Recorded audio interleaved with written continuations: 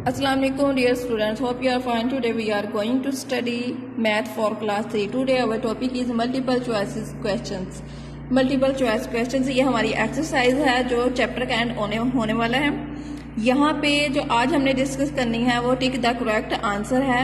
First है a cylinder has dash faces, cylinder के कितने फेसिस होते हैं। आई होप सो कि आप लोगों को पता होगा 2 फेसेस होते हैं इसके। आ कौन है कर्व फेसिस, कौन के हैं जो 1 फेस होता है। इसको मैं ज़्यादा एक्सप्लेन नहीं कर रही, प्रीवियस लेक्चर में इनको एक्सप्लेन कर चुकी हूँ। A football has dash surface, football की जो सरफेस होती है वो कैसी होती है, फ्लैट होती है, नो होती है या कर्व होती है।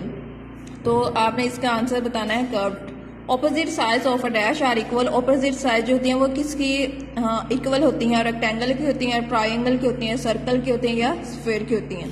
तो इसका आंसर रेक्टेंगल है। अ कोन हैज डैश वर्टिक्स, ए कोन के कितने वर्टिक्स होते हैं या कितने कॉर्नर होते हैं, 1।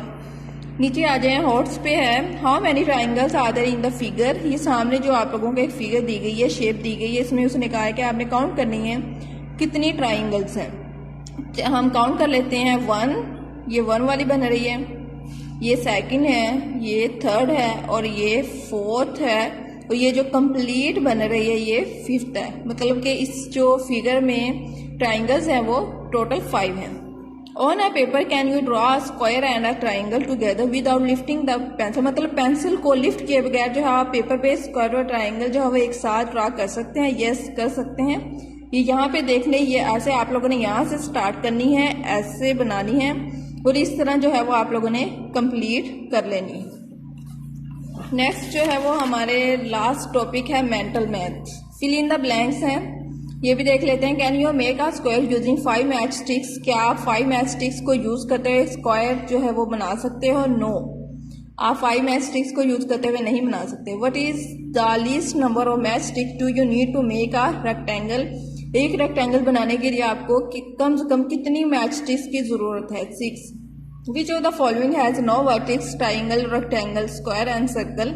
उसने कहा है कि इनमें से कौन सा है जिसका कोई वर्टेक्स या कॉर्नर नहीं है, triangle, rectangle, square and circle. तो सर्कल है, सर्कल जो है जिसका कोई कॉर्नर नहीं है।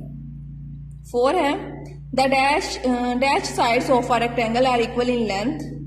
रेक्टेंगल की कौन सी साइड जो है वो लेंथ में इक्वल होती है, opposite sides. A cylinder has dash curve edge, cylinder के कितने कर्व एज होते हैं, 2 होते हैं। A cuboid has dash edges, cuboid के कितने एजेस होते हैं, 12 होते हैं। If you trace all 6 faces of a dice, अगर आप डाइस के 6 फेसेस जो है वो ट्रेस करें, what shape will you get, तो कौन सी शेप जो है वो गेट होगी, हासिल होगी। तो इसका आंसर है square. All the sides of a dash are equal in length. समान साइड जो होती हैं वो किसकी इक्वल होती हैं लेंथ में, स्क्वायर की। A sphere has dash curve face, sphere का जो है कर्व फेस कितने होते हैं, 1 है।